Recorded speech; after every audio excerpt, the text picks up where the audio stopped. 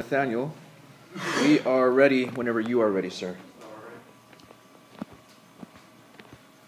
So I'm looking into doing it over polarization in politics just because this is a very interesting thing to me, because polarization has divided this nation in half. And so with this election we had two sort of, what they seemed like extremely different candidates, but in the end they were actually very similar. Of course, it was Barack Obama versus Mitt Romney. And Mitt Romney was more of a conservative. During the primaries, he definitely had some more conservative policies, especially towards marriage equality and abortion, whereas Barack Obama was more of the liberal throughout the entire thing. And so because of this, a lot of people were like, well, Mitt Romney's flip-flopped, when actually his policies didn't necessarily change that much, he just lied. So that's Romney. Some major mistakes that he made, of course, was the flip-flop, because of that America was just like, we don't want him. And also because he was very private with what he does. And of course, he's a very private person, as you can tell. He was backed by Fox News, which is the biggest conservative media outlet in America. But they also get a little radical and ridiculous here and there. And next slide is Barack Obama, and some mistakes that he made. The biggest one that comes to mind is the fact that while Mitt and a lot of other Republicans definitely attacked Obama throughout his campaign, Obama decided towards this smidgen in right there that he was going to attack Romney back just because he did so poorly with the first debate. That was definitely his biggest mistake. And also something that I learned from this class is that recently is that there are more liberal media outlets than there are conservative outlets, which was eye-opening. And so moving into the actual election, the bottom says for entertainment purposes only. I felt like this election was taken more as a joke compared to recent elections. I don't know if it was because I was paying more attention to it, but it seemed like a lot of people just really didn't care as much about it. And because of that, I think that those who did care made the country definitely more divided than it has been seen, at least since like the 2000 election. And so a lot of people are like, well, we don't like Mitt Romney because there's lots of different things. You know, he lies, he's a conservative, he's evil. And then a lot of people are like, well, we don't like Barack Obama because he's a liberal, he lies, he's evil.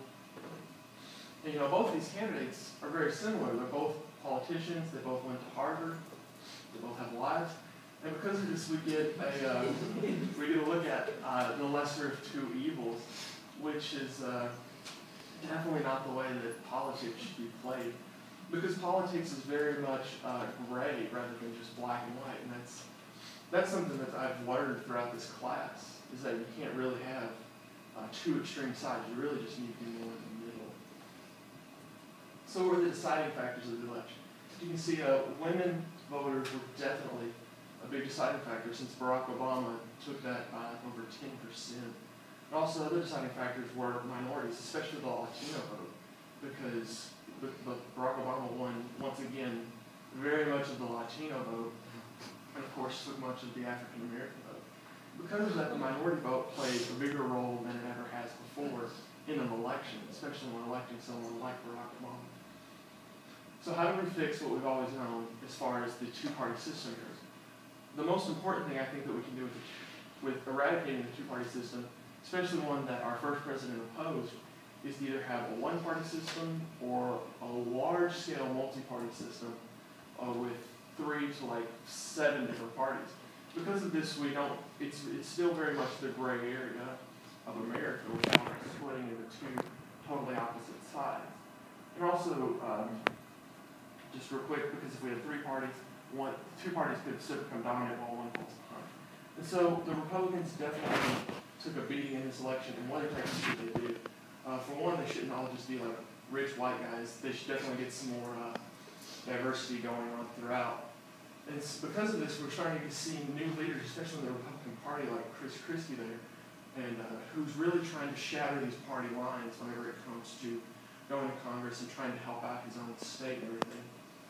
And what we definitely need is a united America where we can all just sort of get along, and where our leaders can have lunch just a few weeks after the election. And so this is pretty much my entire presentation. I'm definitely going to look into doing polarization in politics. And, yeah.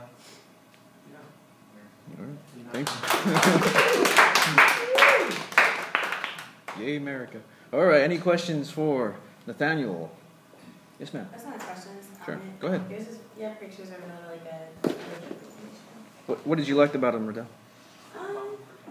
Yeah, they were just really funny, and it's just like funny to see that people create that kind of stuff. Like we don't, like he said, as like a joke. Like people don't take politicians seriously. So. Yeah. Well, what was the choice, Nathaniel? Looking for some humorous images. I tried to stick with memes. I know a lot of people use political cartoons, but whenever you're doing a presentation like this, a political cartoon could take a little while for someone to get it, and they have to really kind of study it. I know I did. So with a meme, it's more instant gratification for the subject. Yeah, it's a good point. So then, how are they like political cartoons then? They're like political cartoons just because they make fun of the candidates. They bring that lighthearted feel to it. I feel like though sometimes that they can be a little darker. They can get away with more than a political cartoon could. Yeah, that's great. Any other questions for Nathaniel? No? All right, Nathaniel.